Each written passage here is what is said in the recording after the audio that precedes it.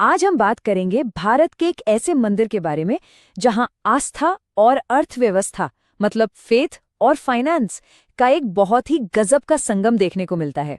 तो चलिए सीधे इसी कहानी में उतरते हैं। सोचिए जरा, अगर किसी को लोन चाहिए, पैसे चाहिए, तो वो कहाँ जाएगा? जाहिर सी बात है, बैंक जाएगा। लेकिन अगर कहा जाए कि इसका जवाब एक मंदिर भी हो सकता है, जी हाँ, एक मंदिर। और यही सवाल हमें इस जगह के सबसे बड़े रहस्य तक ले जाता है। और देखिए, दोनों में फर्क कितना बड़ा है। एक तरफ है बैंक, जहां लंबी चौड़ी कागजी कार्रवाई, क्रेडिट स्कोर, गारंटी, मतलब कितना कुछ चाहिए होता है। और दूसरी तरफ है ये मंदिर, जहां सिर्फ एक सच्ची प्रार्थना और अटूट विश्वास, बस वही काफी है। इसीलिए तो यहाँ के लोग इस मंदिर को एक खास नाम से बुलाते हैं, कर्ज देने वाली माता। ये नाम अपने आप में ही सब कुछ बता देता है ना? एक ऐसी जगह जहां आस्था ही सबसे बड़ी करेंसी है। और इस परंपरा के पीछे ना एक बहुत गहरा विश्वास है। खास तौर पर जो व्यापारी हैं, जो बिजनेस करते हैं, उनका मानना है कि अगर उन्हें माता का आशीर्वाद मिल गया, समझिए एक तरह का लोन मिल गया, तो उनका कारोबार यकीनन साल भर तरक्की करेगा।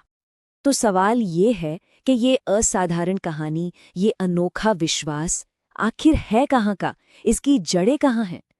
तो चलिए चलते हैं मालवई के एक बहुत ही पुराने पहाड़ी मंदिर में, जो इस पूरी आस्था का सेंटर पॉइंट है। तो ये मंदिर है मध्य प्रदेश के आलीराजपुर जिले में, जो एक आदिवासी इलाका है। ये विंध्य पर्वत की एक खूबसूरत पहाड़ी पर बसा हुआ है। और ये इलाका सिर्फ अपनी नेचुरल ब्यूटी के लिए ही नहीं, बल्कि लकड़ी पर जो कमाल की कारीगरी होती है ना, उसके लिए भी बहुत मशहूर है। देखिए, ये मंदिर सिर्फ अपनी लोकेशन की वजह से खास नहीं है। इसका इतिहास वो तो मिथकों और राजा महाराजाओं की कहानियों से भरा पड़ा है। और यही गहरा इतिहास वो बुनियाद है जिस पर आज भी लोगों का इतना पक्का विश्वास टिका हुआ है। यहाँ की जो लोकल मान्यताएं हैं, वो इस मंदिर को सीधे महाभारत के समय से जोड़ती हैं। ऐसा कहा जाता है कि पांडवों ने अपने वनवास के दौरान यहाँ काफी वक्त गुजारा था।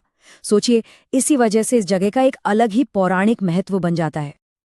अच्छा, तो महाभारत काल से जुड़ी मान्यताओं के बाद इस मंदिर का इतिहास आगे बढ़ता है। करीब 1600 एडी में ये वाघेला राजवंश का एक मजबूत गढ़ बना। फिर 1755 के आसपास राठौड़ राजाओं ने इसकी देखभाल की जिम्मेदारी वाघेला परिवार को ही दे दी। और महाराजा प्रताप सिंह प्रथम के टाइम पर तो इस मंदिर की शोहरत दूर दूर तक फैल गई थी। तो इतिहास तो हो गया, अब बात करते हैं यहाँ की भक्ति की, यहाँ के उन अनोखे रीति रिवाजों की जो इस मंदिर को वाकई में खास बनाते हैं। और यही वो चीजें हैं जो लोगों के विश्वास को आज भी जिंदा रखे हुए हैं।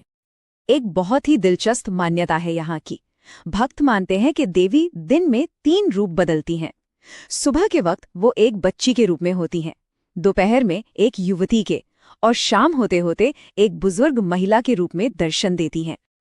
और यहाँ लोगों की श्रद्धा कितनी गहरी है, इसका अंदाजा बस इस बात से लगाइए कि देवी को खास पोशाक, जिसे चोला कहते हैं, वो चढ़ाने के लिए 3 साल की वेटिंग लिस्ट है। सोचिए जरा, 3 साल का इंतजार। ये दिखाता है कि लोगों का समर्पण किस लेवल का है। आस्था यहाँ और भी कई तरीकों से दिखती है। नवरात्रि के टाइम पर तो हजारों की भीड़ होती है। एक अखंड ज्योति है जो लगातार जलती रहती है। लोगों की भलाई के लिए हवन और यज्ञ होते रहते हैं। और एक और मजेदार चीज है, मंदिर की दीवार में एक पुराना सा लेटर बॉक्स भी है, जिसमें लोग पहले अपनी मन्नतें चिट्ठी में लिखकर डालते थे।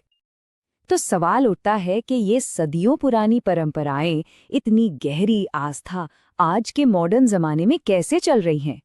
चलिए अब जरा मंदिर की इस विरासत पर नजर डालते हैं जो इसे आज भी इतना रेलेवेंट बनाए हुए है। देखिए, ये मंदिर कोई ऐसी वैसी पुरानी इमारत नहीं है, बल्कि ये एक जीती जागती जगह है। अभी हाल ही में इसे पूरी तरह से रिनोवेट किया गया है। अब ये एक बड़ा मॉडर्न कॉम्प्लेक्स